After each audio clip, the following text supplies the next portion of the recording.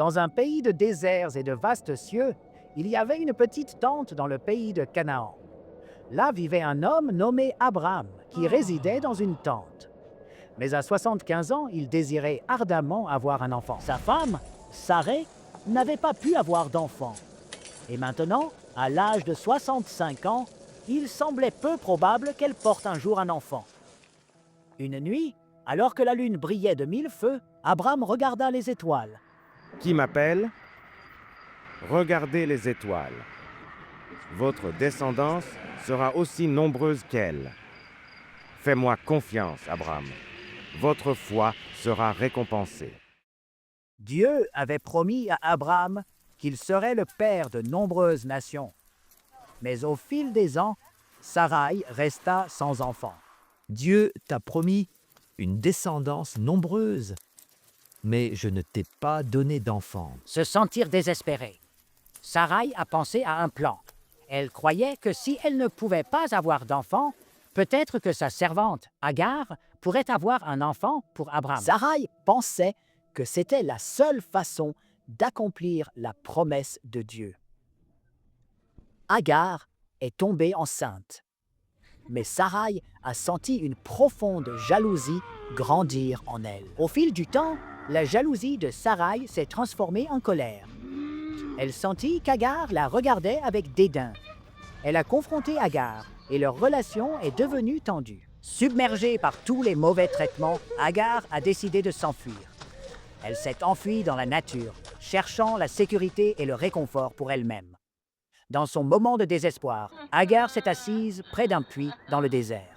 Soudain, un ange du Seigneur lui apparut. L'ange lui apporta du réconfort et lui dit que Dieu avait entendu ses cris. Il lui a dit que Dieu avait un plan pour elle et qu'elle devait retourner auprès d'Abraham et de Sarai. Agar, n'aie pas peur. Tu auras un fils, et tu l'appelleras Ismaël. Il sera une grande nation, car c'est le plan de Dieu. Remplie de force et d'espoir, Agar retourna auprès d'Abraham et de Sarai.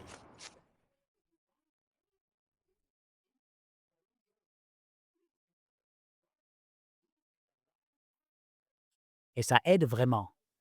Après de nombreuses années, Dieu est apparu à Abraham à l'âge de 99 ans. Je suis Dieu Tout-Puissant. Marchez devant moi et soyez irréprochables. Je ferai mon alliance entre vous et moi, et je vous multiplierai grandement. Tu ne t'appelleras plus Abraham, mais tu t'appelleras Abraham, car j'ai fait de toi le père d'une multitude de nations.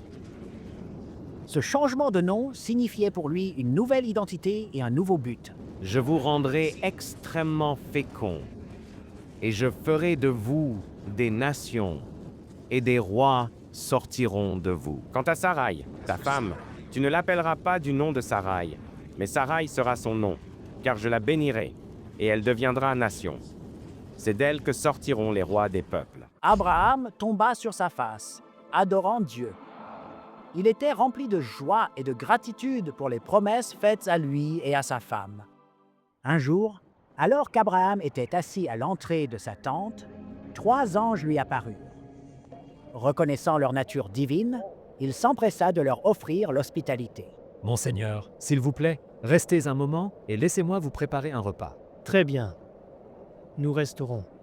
Je reviendrai certainement vers toi à cette époque l'année prochaine, et Sarah, ta femme, aura un fils. Alors que les anges partageaient la promesse d'un fils, Sarah, cachée dans la tente, entendit leurs paroles.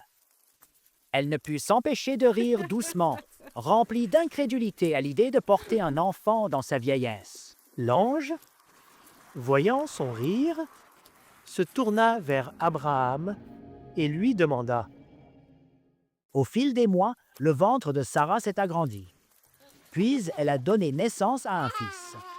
Comme Dieu l'avait promis, Abraham était rempli de joie et de gratitude. Savoir que Dieu avait accompli sa promesse. Nous l'appellerons Isaac, ce qui signifie rire, car Dieu vous a fait rire. En grandissant, Isaac a apporté une immense joie à Abraham et Sarah. Abraham a pris le temps d'enseigner à Isaac les promesses de Dieu.